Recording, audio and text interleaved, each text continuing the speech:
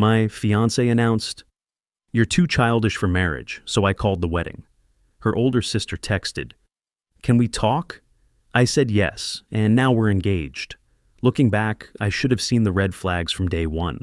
But when you're caught up in someone's vision of who you could be, it's easy to lose sight of who you actually are. What I didn't know then was that my pharmaceutical quality control expertise, my $95,000 annual salary, and my methodical approach to problem solving would be exactly what I needed to turn this situation completely around. I met Lauren at a wine festival 3 years ago when I was 28. She was there with real estate colleagues, looking polished in a cream dress, holding her wine glass like she was posing for a magazine. I made some joke about the Merlot tasting like gym socks, and she laughed this bright sound that made me think she wasn't as serious as she looked. We talked for hours, and she seemed genuinely interested when I rambled about quality assurance protocols, things most people find boring. When I mentioned my 3-legged rescue beagle, Cosmo, she smiled and said, "That was sweet, showing I had a good heart." That should have been my first clue.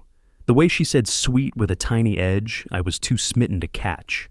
The first few months felt easy. She'd come to my lakeside cottage on weekends, laugh at Cosmo chasing his tail, seem charmed by my vintage video game collection and comic books in protective sleeves. "It's nice that you have hobbies," she'd said once. I didn't hear the unspoken "but" at the end. The shift started around 6 months in with subtle comments about my interests being cute, in a tone suggesting otherwise. "You're still reading those?" when I brought home comics. "Don't you think it's time to find more adult ways to spend your Thursday nights?" when I'd head to basketball with college friends. She called it tough love, helping me grow up. When I'd come home from recreational hockey, she'd wrinkle her nose at my gear and say, "Grown men don't play children's games. You're almost 30. Don't you want to be taken seriously?" I started leaving my hockey stick in the car, stopped mentioning rare baseball cards I'd found, downplayed excitement about the new comic store downtown.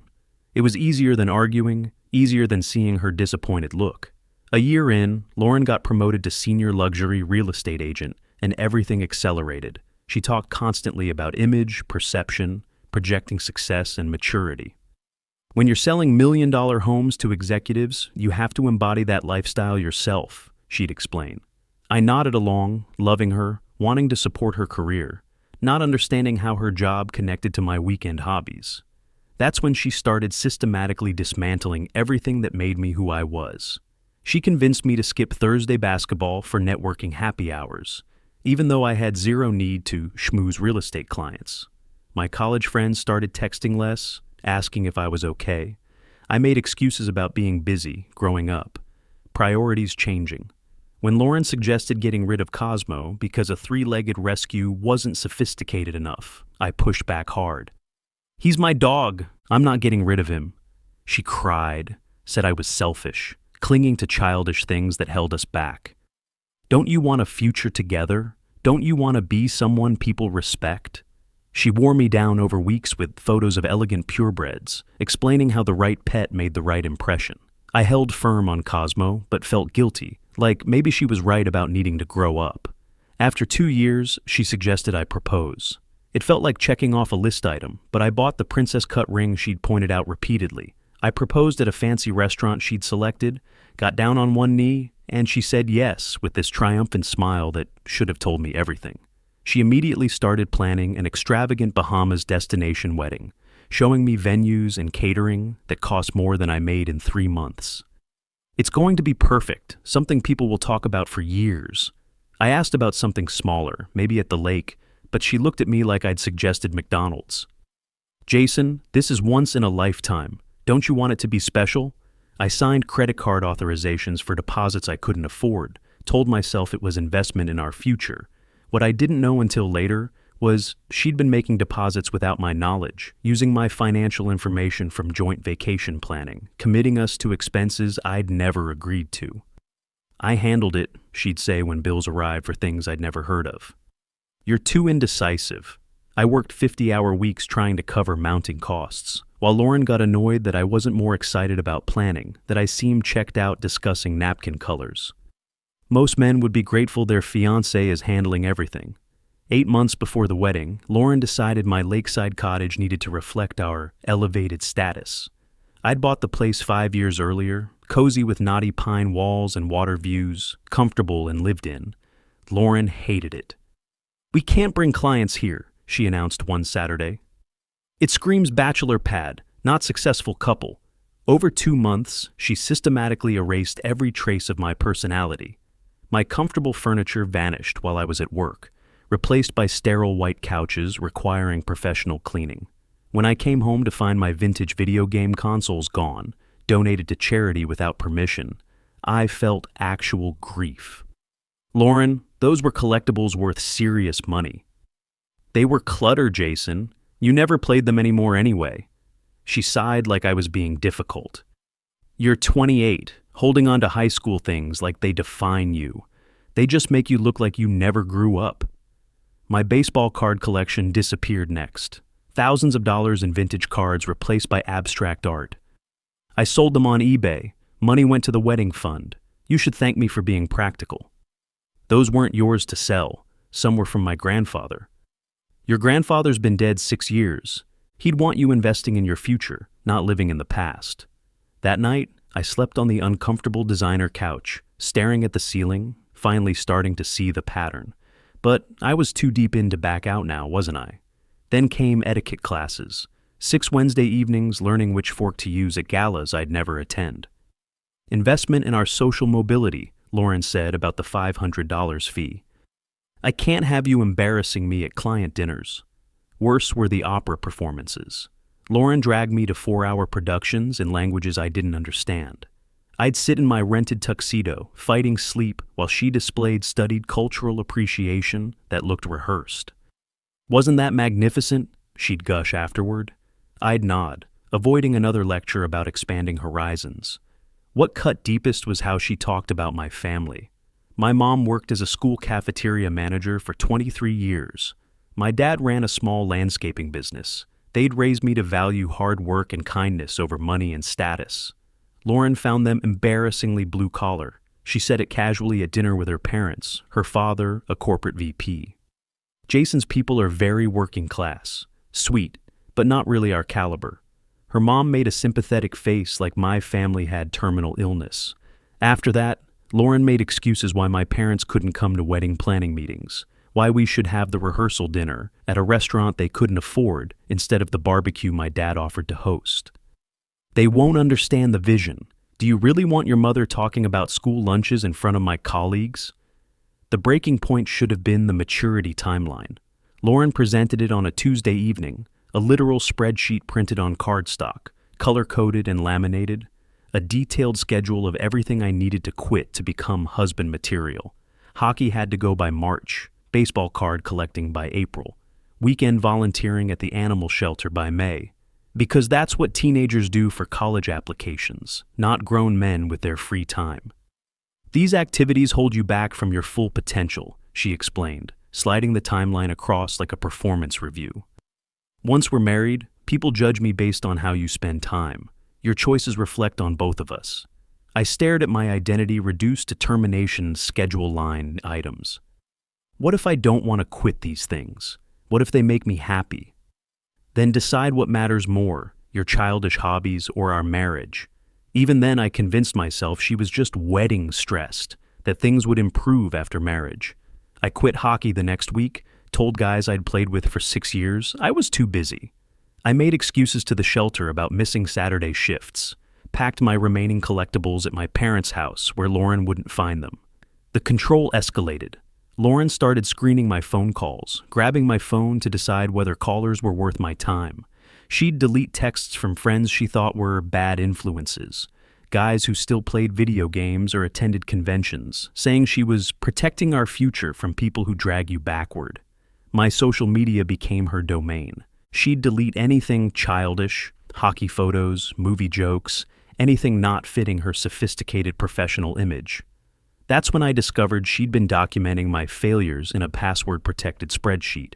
I only found it when she left her laptop open and I came home early. The file was called Jason Improvement Tracker, with entries going back 18 months, detailed notes from laugh too loud at inappropriate joke at dinner party to Spent 40 minutes talking about quality control procedures. Embarrassing. Reading that spreadsheet felt like being gutted. She saw me not as a partner, but as a project. Something defective needing constant correction. Every private moment, every vulnerability I'd shown her, cataloged as evidence of inadequacy. And still, somehow, I was planning to marry her in 4 months. The explosion happened at Lauren's agency rooftop networking event in downtown Minneapolis, 3 months before our wedding. She'd insisted I take the afternoon off, laying out a charcoal suit I'd never worn because it felt too formal. This is important for my career.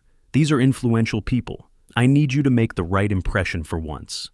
The event was everything I'd learned to dread: pretentious conversations about market trends, people name-dropping clients, and vacation destinations. I stood nursing an overpriced craft cocktail while a broker explained his historic property flipping strategy, which mostly involved destroying everything historic. That's when I met Gerald Hoffman, a pharmaceutical executive whose company used quality control software similar to ours. For the first time all evening, I was actually interested. We spent 20 minutes discussing contamination prevention protocols, statistical process control, sterility challenges. I explained a new validation method we'd pioneered that reduced our error rate by 40%. Gerald was equally engaged, asking smart questions, taking notes about techniques his team might implement. It felt incredible talking about my work with someone who understood it, valued what I did. I didn't notice Lauren approaching until she grabbed my elbow, fingernails digging through my jacket. "Jason, could I borrow you?" Her smile was frozen, voice tight. She dragged me to a corner near the elevators, and the second we were out of earshot, her expression transformed to furious. "What the hell are you doing?" I was talking to Gerald Hoffman about quality control. He was really interested in... You were boring him to death. Do you have any idea how that made me look? I stared, confused. He asked me questions. We were having a professional conversation. "Nobody cares about your boring job, Jason. Gerald Hoffman is a senior executive, someone who could be a client, and you trapped him in mind-numbing discussion about spreadsheets like you're still in college." Her voice was getting louder. "You're supposed to be networking, helping my career, not embarrassing me." The car ride home was worse. Lauren drove in silence for 10 minutes, hands gripping the wheel so tight her knuckles went white. When she spoke, it was with cold fury more terrifying than yelling. "Do you enjoy humiliating me?" "Lauren, I was just having a conversation." Gerald seemed genuinely interested. He was being polite. That's what professionals do. She swerved into our driveway, slammed it into park. "Your boring juvenile enthusiasm makes me look unprofessional by association. When you act like an excited puppy talking about quality assurance, people think you're socially incompetent and they wonder what's wrong with me." I felt slapped. Juvenile enthusiasm for discussing my career, the work paying for her overpriced wedding. "I thought you liked that I was knowledgeable." There's a difference between knowledgeable and insufferable. You were insufferable tonight. Just like when you talk about your stupid comics or your pathetic rescue dog or childish things you refuse to grow out of. She stared through the windshield. "I've tried to help you become someone respectable, someone I could be proud to introduce as my husband, but you keep reverting to this immature kid who gets excited about things that don't matter." That's when she said it. "You're too childish for marriage, Jason. You act like a kid playing house instead of a real man building a future." The silence felt suffocating. I could hear my heartbeat, a distant sprinkler, the cooling engine ticking. "What are you saying?" "I'm saying make a choice right now. Completely abandon your hobbies, cut ties with your loser friends, switch to prestigious medical device sales where you'd make connections that matter instead of hiding in a plant, and let me manage every aspect of your life. Or I'm calling off the wedding." She turned to look at me, face hard.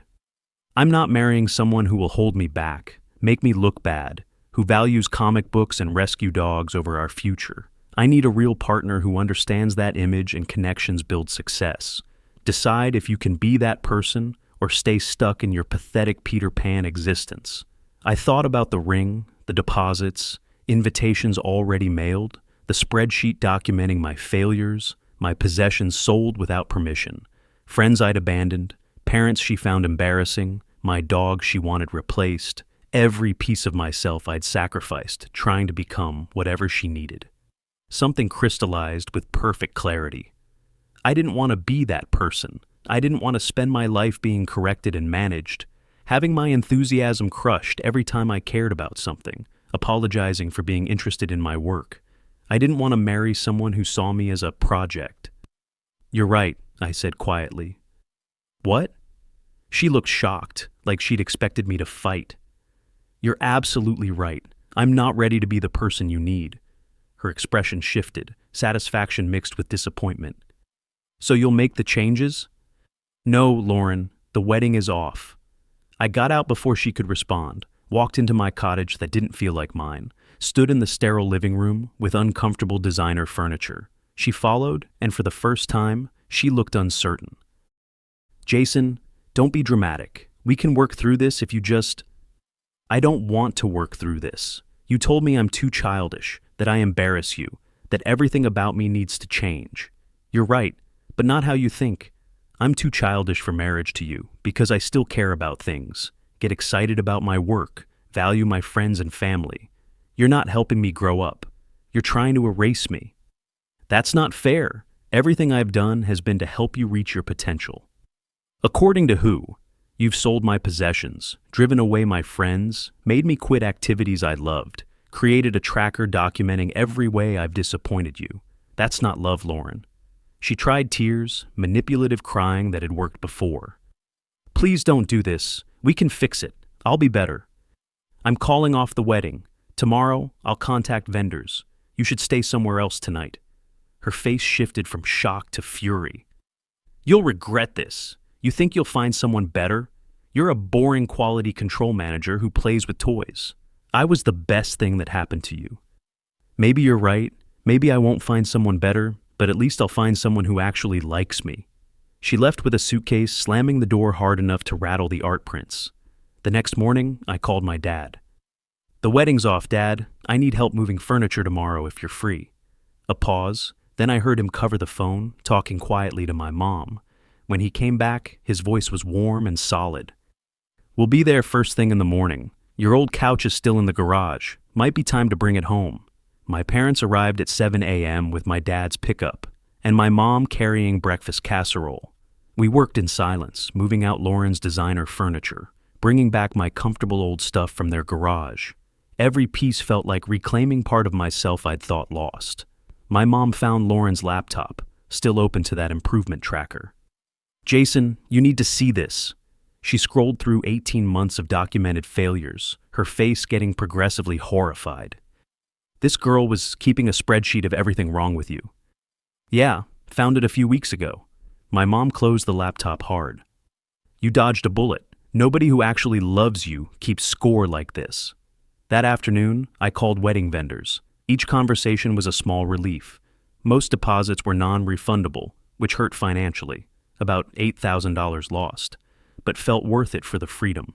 Thursday basketball felt like coming home. The squeak of sneakers, trash talk echoing, the pure joy of playing a game I loved with people who didn't need me to be anything other than who I was. Afterward, grabbing beers, my buddy Travis asked what happened. "She kept a spreadsheet of your flaws?" Kevin looked genuinely appalled. "That's psychotic." 2 weeks later, I got a Facebook message from Lauren's college friend, Melissa. "Jason, I know this is weird, but I need to talk to you about Lauren. Can we meet for coffee?" We met downtown the next day. Melissa looked uncomfortable, fidgeting with her cup. "I probably should have said something earlier, but after hearing you guys broke up, I couldn't keep this to myself." She pulled out her phone, opened a text thread. "Lauren's been seeing someone else, a guy named Preston, an orthopedic surgeon she met at an open house 4 months ago. I have screenshots of her group chat with college friends." The screenshots were devastating. Lauren talking about me like a temporary placeholder, calling me her practice run while she waited for someone better, training him like a puppy until Preston finally proposes. One message read, "He's like investing in a fixer-upper while you're on the waiting list for the mansion." There were dozens of messages painting the same picture. I was never her partner, just something to keep her occupied until her real future showed up. "There's more," Melissa said quietly. Rebecca, Lauren's older sister, confronted her about how she was treating you multiple times. Lauren told her you were malleable enough to mold, but boring enough to discard. Rebecca was furious, said Lauren was psychologically abusing you, but Lauren laughed it off. Rebecca knew I'd met Lauren's older sister maybe 3 times, always briefly. Rebecca's been trying to protect you for months, but Lauren kept her away deliberately. She didn't want Rebecca telling you what was really going on. Melissa scrolled further. Here's the worst part. Preston proposed to Lauren 2 weeks before she gave you that ultimatum at the networking event. She already had a ring from him. The whole thing about you needing to change or the wedding was off. That was just her exit strategy so she could make you the bad guy who wasn't ready for commitment. I sat there feeling punched. The woman I'd planned to marry had been maintaining a secret relationship for months, had accepted another man's proposal while wearing my ring, had manufactured our breakup to make me the villain. Why are you telling me this? Because Rebecca asked me to. She wanted you to know the truth about what her sister did, and she felt terrible that she couldn't warn you directly without Lauren cutting her off completely. Also, because it's the right thing to do. What Lauren did was cruel, and you deserve better. 4 months after the breakup, I got a text from an unknown number. Hi Jason, this is Rebecca, Lauren's sister. I know this is probably the last thing you expected, but can we talk? I owe you an apology and explanation. We met at a cafe near the Wildlife Rehabilitation Center on Hennepin. I'd never been there, had no idea there was a wildlife center nearby, but I agreed. Thursday afternoon, I walked in and immediately recognized Rebecca sitting by the window. She looked like Lauren, but softer somehow, less polished, more genuine. She stood when she saw me, clearly nervous. Jason, thank you for meeting me. I wasn't sure you would. We sat down, ordered coffee, and then Rebecca started talking. I need to apologize for not doing more to stop what my sister did to you. I knew for months that she was being manipulative and controlling, that she was seeing Preston behind your back, that she was treating you like a project instead of a person. I confronted her multiple times, but she shut me out every time I tried to intervene. Melissa told me you tried to warn me. I wanted to tell you directly, but Lauren made sure we were never alone together. She knew I disapproved of how she was treating you, so she kept us separated deliberately. Rebecca looked down at her coffee. After the engagement ended, I got all the details from Melissa, and I've been trying to work up courage to reach out ever since. Why now? Because you deserve to know that someone in my family saw what was happening and thought it was wrong. Because I've been carrying around guilt for months about not finding a way to warn you. And honestly, because I wanted to make sure you were okay after everything she put you through. We talked for 4 hours. Rebecca told me about growing up with Lauren, watching her sister develop this obsession with status and image after their dad left their mom for someone wealthier. How Lauren had done this before with other boyfriends. The pattern of control and manipulation Rebecca had witnessed repeatedly. After our initial coffee meeting, Rebecca and I started texting. Nothing romantic, just 2 people burned by Lauren's manipulation, trying to make sense of what happened. She'd send me funny memes about terrible siblings. I'd share updates about Cosmo's antics. It was easy and comfortable in a way nothing with Lauren had ever been. 2 weeks later, Rebecca asked if I wanted to volunteer with her at the Wildlife Rehabilitation Center. I work there most Saturdays. We get injured birds, orphaned raccoons, occasional deer. Pretty rewarding if you don't mind getting bit occasionally. The center was a converted barn outside the city run, mostly by volunteers who genuinely cared about helping animals.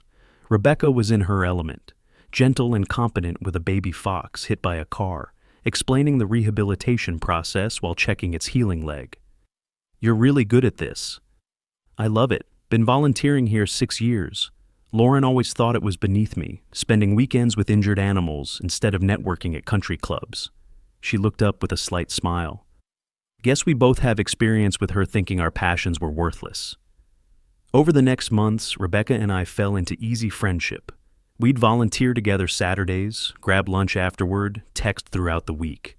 She was a veterinary technician at a clinic in St. Paul, genuinely passionate about animal welfare.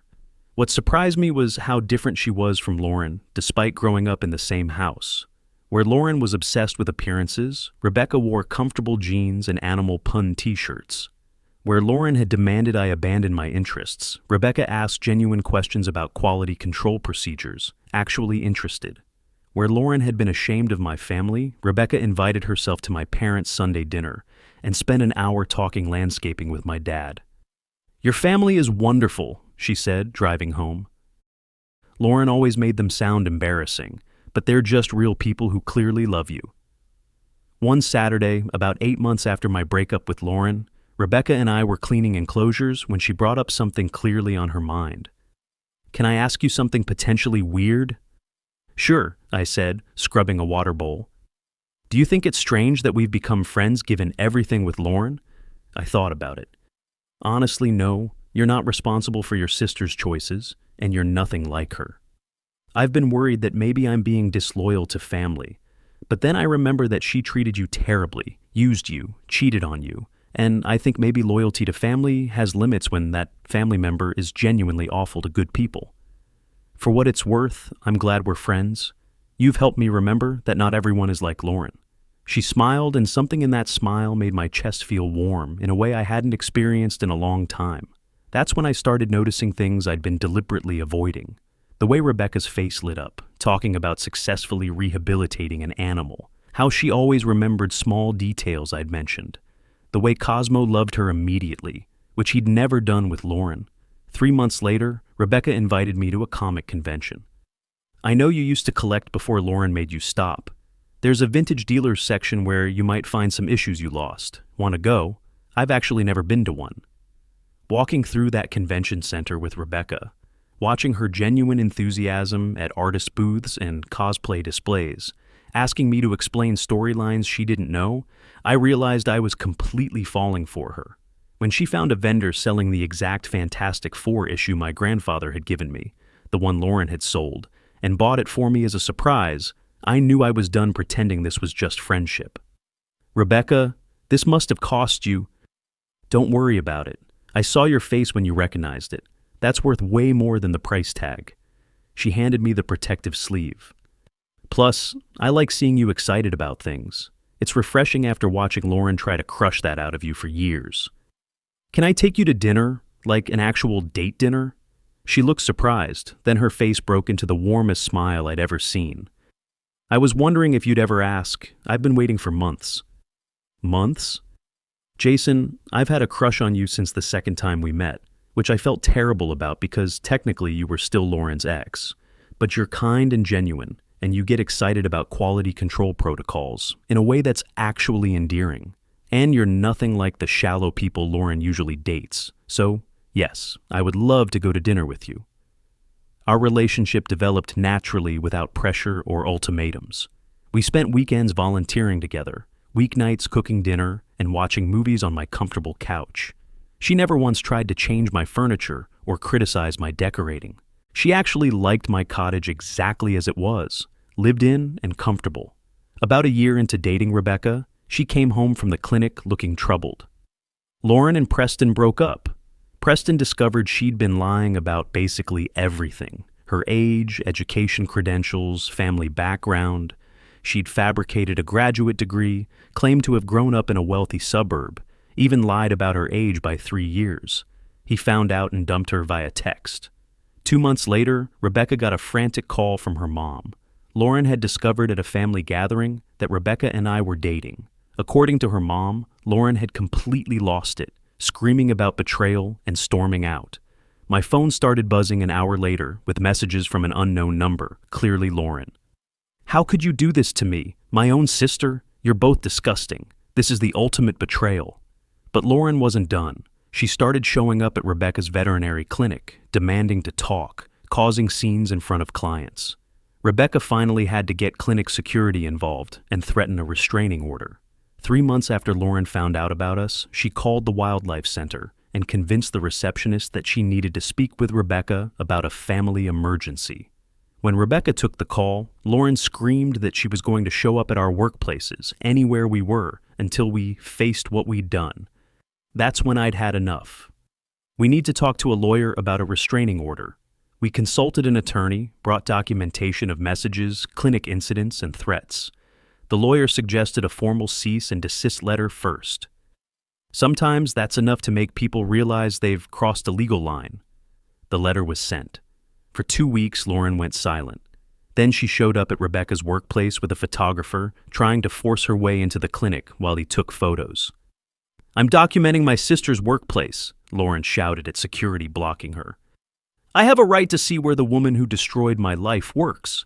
That incident was enough for the restraining order. The judge granted it immediately given the harassment pattern and escalating behavior. She was ordered to stay at least 500 feet away from both of us, our workplaces, and our residences. 6 months after the restraining order, Rebecca surprised me at the Wildlife Rehabilitation Center one Saturday morning. I'd gotten there early to help with injured turtles, and she showed up with coffee and nervous excitement I couldn't quite read. "Can we take a walk?" We walked the trails around the center, Cosmo trotting ahead on his 3 legs. The morning was beautiful, early fall with leaves just starting to turn. "I've been thinking," Rebecca started, "about us, about the future, about what we want." "Okay," I said, wondering where this was going. "A year and a half ago, I was terrified to even admit I had feelings for you. You were my sister's ex, and that felt so complicated and wrong. But you're the best thing that ever happened to me, Jason. You make me laugh, you share my values. You love rescue animals and terrible puns, and you get excited about your work in a way that makes me excited about mine." She stopped walking, turned to face me. "I know Lauren tried to change everything about you, tried to make you into someone you're not. And I never want you to feel like you have to be anything other than exactly who you are. But I was wondering..." She pulled a small box from her jacket pocket and my brain short-circuited. "Rebecca, what are you..." "Jason, will you marry me?" She was proposing to me. Rebecca was actually proposing. "I know this is unconventional," she continued, words tumbling out nervously. "But conventional has never been our thing anyway. And I couldn't wait anymore. I love you. I love your enthusiasm and your kindness and the way you take care of 3-legged beagles and explain quality control like it's the most fascinating thing in the world. Will you marry me?" I started laughing. Couldn't help it. Laughing because this was perfect, because she was perfect. Because a year and a half ago, I'd been engaged to someone who made me feel small, and now I was being proposed to by someone who made me feel seen. "Yes," I managed. "Absolutely yes." We decided on a small lakefront wedding. Nothing extravagant, just family and close friends at a casual venue overlooking the water. Rebecca found a simple dress at a local boutique. I wore a nice suit. We hired a food truck for the reception because we both agreed tacos were better than rubber chicken.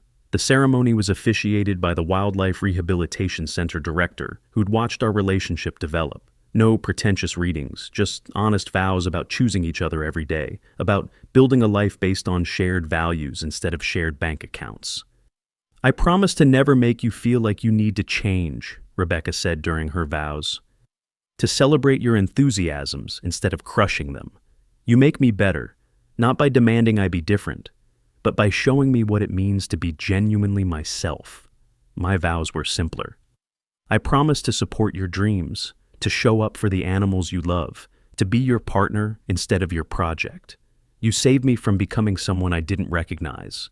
You're not just the love of my life, you're the person who helped me find myself again." The reception was exactly what we wanted, casual and fun. The food truck served amazing tacos. There was a bonfire by the lake, and my buddy Kevin brought his guitar for an acoustic jam session that lasted until midnight. People actually enjoyed themselves. That's when Lauren showed up. We were about 2 hours in when I saw the commotion near the entrance. Lauren had somehow found out about the wedding and showed up uninvited, wearing what looked like a wedding dress herself, white and elaborate, completely inappropriate. "I have a right to be here," Lauren was shouting at the venue security we'd hired, specifically because we'd worried this might happen. "This is my sister's wedding. You can't keep me out." "Jason!" she screamed when she spotted me. "You can't do this. You can't just marry my sister like I never existed." Rebecca appeared beside me, took my hand. "Should we call the police?" "Let's give security a minute. They know about the restraining order." We watched as Lauren tried to push past security, making a scene exactly like she'd wanted, but instead of ruining our wedding, she was just making herself look unhinged. "This is insane. I was supposed to marry you. We were supposed to have the perfect wedding. This was supposed to be my day. The guests had stopped talking, everyone watching the spectacle, but Rebecca just looked sad. She really can't let go, can she?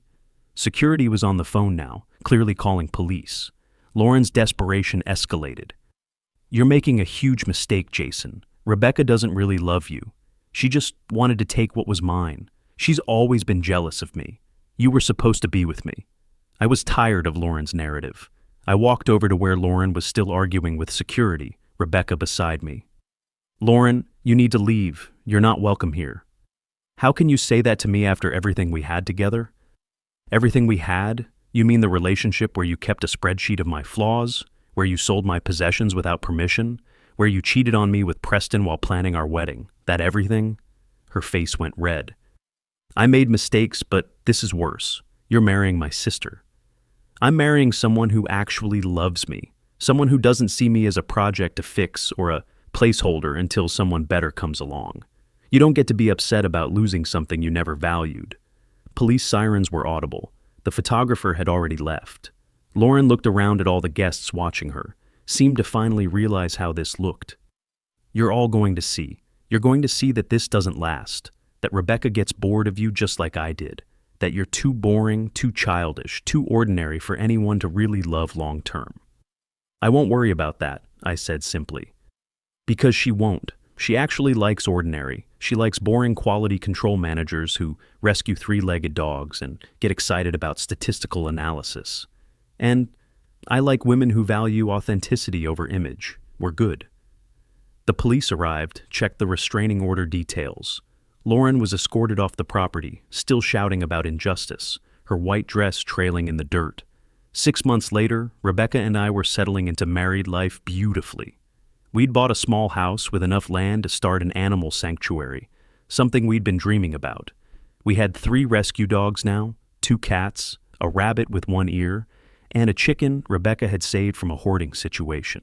According to the rumor mill, Lauren was cycling through relationships with increasingly wealthy men, each one ending when they discovered her pattern of lies and manipulation. She'd moved to a different city, trying to reinvent herself somewhere people didn't know her history. One Sunday, Rebecca and I were building a new enclosure for the sanctuary when she brought up something on her mind. You know what Lauren was wrong about? You being too childish for marriage. Turns out that your so-called childish qualities, your enthusiasm, your passion, your ability to find joy in simple things, those are exactly what make you perfect for marriage, at least marriage to the right person.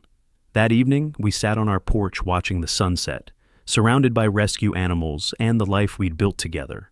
A life based on genuine connection instead of image management, on shared values instead of shared pretensions. Lauren had been right about one thing. I was too childish for marriage to her. But that childishness, that enthusiasm, that refusal to abandon the things and people I loved, that's exactly what made marriage to Rebecca work. Because Rebecca understood that passion and authenticity aren't signs of immaturity. They're signs of someone who knows who they are and isn't afraid to be that person. Lauren taught me what I didn't want. Rebecca showed me what I deserved, and that made all the difference.